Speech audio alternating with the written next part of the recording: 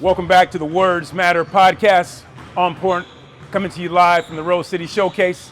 My next guest is Sam Thompson, Portland legend, director of the Mike James Elite 14U basketball program. What's up, Sam? Appreciate you coming. What's up, man? How you doing, man? Good to see Good. you. Long time, family. It's been a long time. Long time. Let's jump right into it. This is the first time that a 14U has been on the main stage at the Rose City ever in its 22-year history. Man, that's that comes huge. with a lot of responsibility. Yeah, man.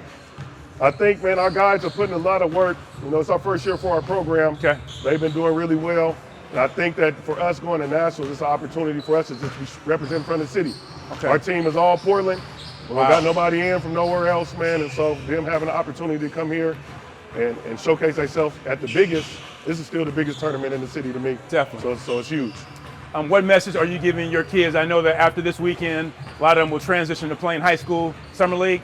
So what type of education are you giving them going into those high school programs, knowing that the style of play is going to be different, their roles are going to be different, Yep. some of them are going to have to adapt to the physicality and just all those different things?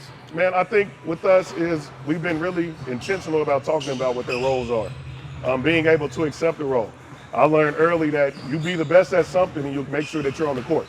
Right. So figuring out what that is. One thing that with this group that we don't have to teach with them is effort. That's huge. They all play hard, so we ask them to play smart, play hard, play together, play fast. And I think if they can translate that to the next level, they'll be successful for sure. Okay. We've already had a Jefferson grad on here. Yep. You know, we got Mike Hawthorne, Vincent in the back, Kanan, you're a Grant graduate. Yes, indeed. Tell me something, tell me an impact that Kanan Chapman made on your life, non-basketball, that you still carry with you today. Man, Kanan was my neighbor, man. When I was in elementary school, Kanan lived 3 houses down from me. And so I got to see Kanan, you know, in 88, 89, 90, when he was winning state championships, when he first hit his growth spurt, a couple blocks, you know, he was on my block. So he was a guy that I seen every day. I remember when he got his first car, right? You know what I'm saying? And so I've been able to watch him, see what type of man he is, see what type of father he is, see what type of person he is in this community. And what he did for me as a child, inadvertently, just by being there, being present, being him, impacted the work that I do now today. So Kanan is one of the few people in this community that I truly look up to, respect, love to death, man. And so for me, being able to work with him now and be a peer with him in a lot of spaces is huge for me. Well said. If there's one thing you wish that the community of Oregon basketball could do that would further push the narrative of, you know, the narrative nationally is, I travel a lot, people go, can people really play in Oregon? Of course, we shout out Kayla, we shout out Singler, we shout out, you know, Cal Wiltshire, and of course, Mike, all the Jefferson. But according, obviously, our population is smaller. What's one thing you wish, or do you recommend that we could do a little bit better to further develop? Obviously, at the 8th grade level, everyone's cooking, but how do we make sure that more kids have the opportunity to play, especially in this changing landscape of college basketball 4 years down the line? Man, understand that we're better together. Okay. As a community, we do not have the luxury of a Chicago or a New York or LA where we have such a huge pool to pull from. I think the problem that's affected us in youth basketball and basketball just in general is there's not a consensus umbrella of how we do stuff. Right. So if we can figure out, man, who does what best, who does this particular area and funnel everybody to that, and we figure out how the ways to work together, because the kids are good. We've always had great basketball players. You know, that. We've been able to go and compete at a high level, but what ends up happening is we're trying to have 5 and 6 teams for grade level.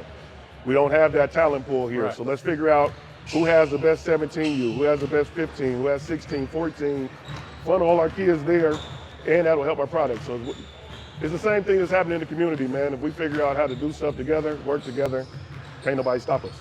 Well said. I would be remiss if I didn't ask you, tell me about the impact of someone like Mike James, being from Portland, having the amazing professional basketball career. I mean, he walks into the bank and gets buckets. That's what I hear. But as far as him putting his name on this brand and giving you guys the opportunity to foster the next generation of hoopers who probably don't even remember how good he is without going on YouTube, tell me what impact that's having. Man, the amazing part about this is I did this with Mike. Right? I had Mike when he was in 8th and 9th grade. Worked at his high school when he was in high school, so I was able to see the whole process with him, from running SEI camp to being able to deal and work with him on those levels. And so the relationship that we've been able to build over the last 17, 18, 20 years, for him to be able to get in the position that he is, he's going to be a Hall of Famer, man.